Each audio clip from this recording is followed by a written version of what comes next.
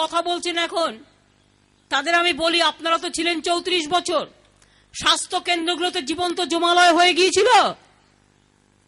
আর আজ হাসপাতালগুলোতে যান, চেহারা দেখে ভাববেন বাপরে কি বদলে গেছে, বদলে গেছে বাংলা। দেখো পরিবর্তনের সুফল, দেখো বাংলা। একবার চোখের দিকে তাকান, হাসপাতালগুলো কি হয়েছে। পরিসংখ্যান তো কথা বলবে। 41টা মাল্টি সুপার হাসপাতাল হচ্ছে বাংলায়, তার মধ্যে 21টা ফেব্রুয়ারি মাসের মধ্যে চালু হয়ে যাবে। ন্যায্য মূল্যের ওষুধের দোকান। চিকিৎসা করতে গেলে হাসপাতালে এখন আর পয়সা লাগে না, না বেড ভাড়া, না ওষুধের দাম।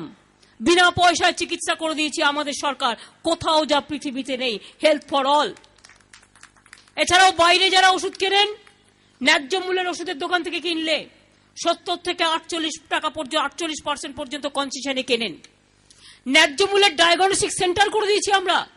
ন্যায্য মূল্যের ওষুধের দোকান প্রায় 103টে হয়ে গেছে, ডায়াগনস্টিক সেন্টার অনেক হয়ে গেছে। আগে একটা কিডনি ডায়ালিসিস করতে গেলে বাইরে লাগতো 7,000 টাকা, 15টা করলে তার কত লাগলো? আজকাল আপনি 500 টাকাতে ন্যায্য মূল্যের ওষুধের দোকানে পেয়ে যাচ্ছেন। একটা ওই যে হার্ট অপারেশনের জন্য যেগুলো লাগে, ওগুলো কি স্টেন্ট বলে, যেগুলোকে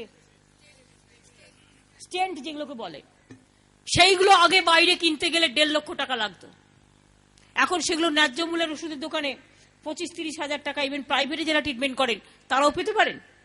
এবং এছাড়াও হাওড়া মিউনিসিপ্যালিটি, মনে রাখবেন, আমরা ইয়াকোহা সিটির সাথে একটা প্রজেক্ট হাওড়ায় করছি, তাতে প্রায় 13টা ফ্লাইওভার হবে এবং পুরো এলাকা জুড়ে উন্নয়ন হবে, রাস্তা ঘাট শহর।